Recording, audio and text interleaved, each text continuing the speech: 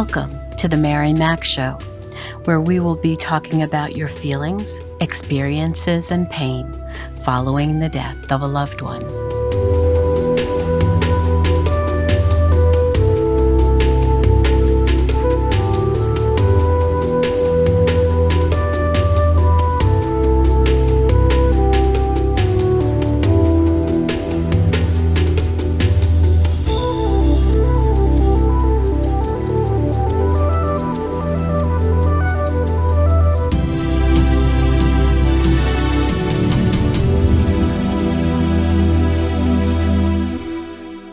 Good morning, good afternoon, good evening.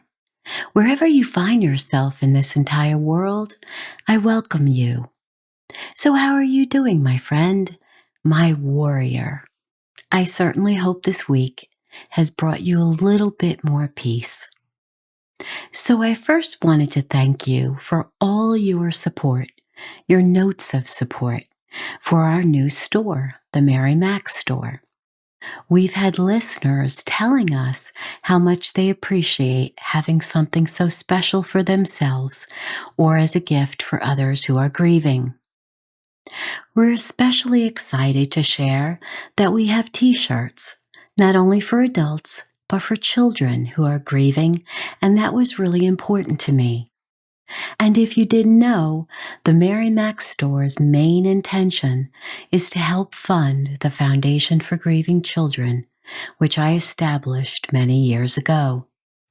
I wanted something that would always plant dollars into the foundation for its work to benefit young people who have experienced the death of a loved one. So thank you for your purchases and your love.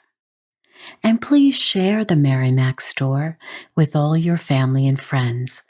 You can find it at marymac.info and look for the tab at the top that simply says Store. So today, in part 2 of Disenfranchised Grief, I'd like to continue with my thoughts on this subject. Certain types of relationships cause this complicated grief. Whether it's a boss, perhaps, who's married and who's having an affair with another married coworker. When he dies, she simply can't openly proclaim her feelings for him. And of course, she needs to harbor her grief inside, trying desperately to act as if nothing is wrong. How does she handle this? It could also be a female married coworker who dies and her married male colleague is grief-stricken. Or even one party was married and the other was not. The point is that the survivor is heartbroken and needs desperately to act like the person who died was just another colleague to them. Even when a pet is killed, people make us feel we're crazy for being so affected by their death. This was a fur baby who made your life so wonderful. They were there for you every day. When you woke up, when you came home, even when they slept with you. They traveled with you, and you loved walking them. And suddenly they were taken from you. You're in shock. How could this happen?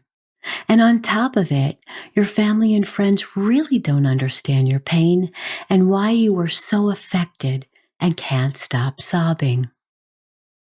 Sometimes you even endure the death of an adult sibling, and people think it's normal for this to happen and you shouldn't be so sorrowful. What is that about? As I mentioned last week, you might have endured the suicide death of a family member or friend. Maybe they overdosed on drugs or a murder, among others, and you feel their judgment, which stops you from sharing your feelings. The problem with suffering in silence is that you don't have the support when you need it most. Bottling up intense feelings often lead to a deep sense of resentment Not to mention, all the stress can take a toll on your body, which can make you vulnerable to illness. When you can't express yourself openly, it's hard to move through the grieving process. Disenfranchised grief can produce anxiety, shame, depression, insomnia, misuse of drugs and alcohol, and stomach pain. It can also cause problems with focusing on your work and everyday tasks and obligations, emotional overwhelm and mood swings, and problems in relationships. You might feel guilty for the relationship you shared, and now you're feeling overwhelming grief. People may be wondering why you're having such a reaction to their death. You might be walking on eggshells, trying not to show your pain. If you can confide in others who already knew of your loss and pain, then do so. But if not, you can create rituals to help as well as these suggestions. Develop a box with all the cards, gifts, memorabilia that you share together to go back to later on. At least you'll know it's all together in one place and safe. You might write a goodbye letter, which you can attach to a balloon or place in your special box. You might make a collage of photos that you shared and frame it. Hold a lovely memorial in a significant place for you. Plant a bush or a flowering plant or tree in their honor. Light a candle in a certain place in your home just for them. Visit the cemetery long after the funeral. You might also ask for what you need from others that you trust. What you're feeling is natural and normal. All grief is messy, and sometimes in cases of disenfranchised grief, it's even messier. It's important to be wise whom you share this pain with, so please be cautious. Let's look at a few other ways to help yourself. If you want to attend a bereavement support group to express your pain, you can always find one several towns away where no one knows who you are. You can also find bereavement support groups for all types of loss by visiting marymac.info and clicking on the Grief Resources tab at the top, which will give you national organizations that you can call and find local groups for just the exact type of loss you are dealing with. In this world of virtual assistance, you can also use a fake profile and release your pain online in a social media group, changing your loved one's name if you prefer to. Now, many may feel this is somewhat disingenuous, but it's your life and your pain, and your experiences are really no one's business. One of my favorite Facebook groups is called I Will Remember You, Grief Support and Grief Quotes. They have nearly 100,000 members at this point, and it's an excellent way to release your pain, read others' experiences, so that you don't feel so alone. I will leave the link in the show notes below just for you. And if this isn't enough, it might be quite helpful to seek out a grief counselor. They offer a safe, judgment-free place to express and release your pain in the privacy of your conversations. Make sure you find a person with substantial experience as a grief counselor, not someone who's a social worker or therapist who helps married couples, or a mental health counselor who helped a widow once and now they're telling you that they are completely qualified.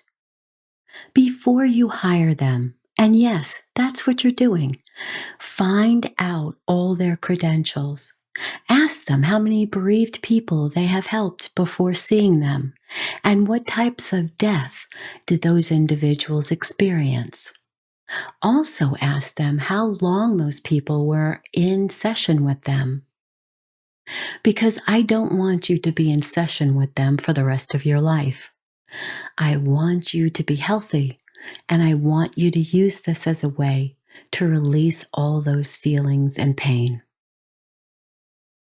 There are also crisis hotlines, which I thoroughly encourage you to use, which are completely confidential and they are free. And several are called crisis hotlines and suicide hotlines. But don't be deterred from using these excellently trained counselors who are waiting to help you. I will also leave the links in the show notes to my marymac.info website, where you will find telephone numbers for crisis hotlines all around the world in the tab at the top called Crisis Connections.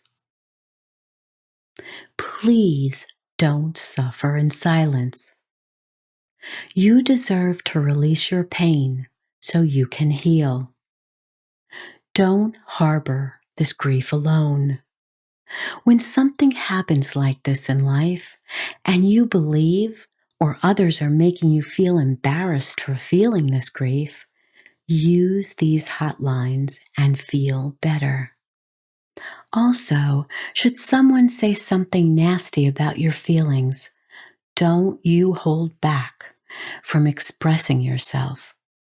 If your ex-spouse died and someone is making light of it and it has affected you more than you thought, take the time to tell them that you are enduring a great deal of pain.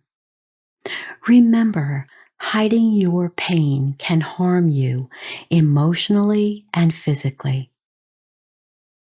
Give yourself time to grieve in private if need be, but don't you dare dismiss it.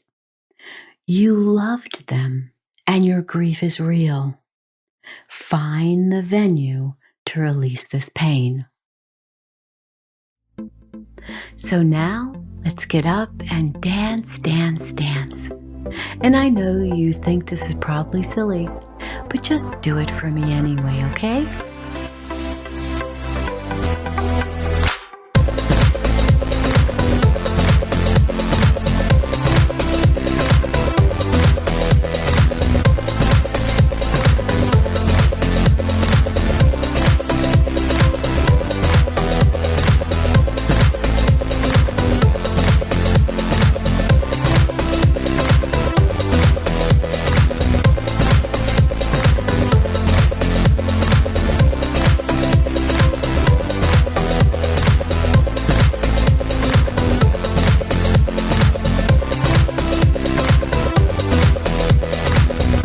Thank you for joining me today.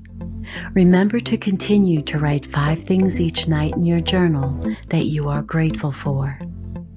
Visit my website at marymac.info and sign up for my email list as soon as possible so we can stay in touch and you'll receive my free book. Also click on the store tab to visit the Mary Mac store. And share this podcast with those who would benefit from it as well. And as always, remember to be happy because you deserve to. I'll speak with you again soon.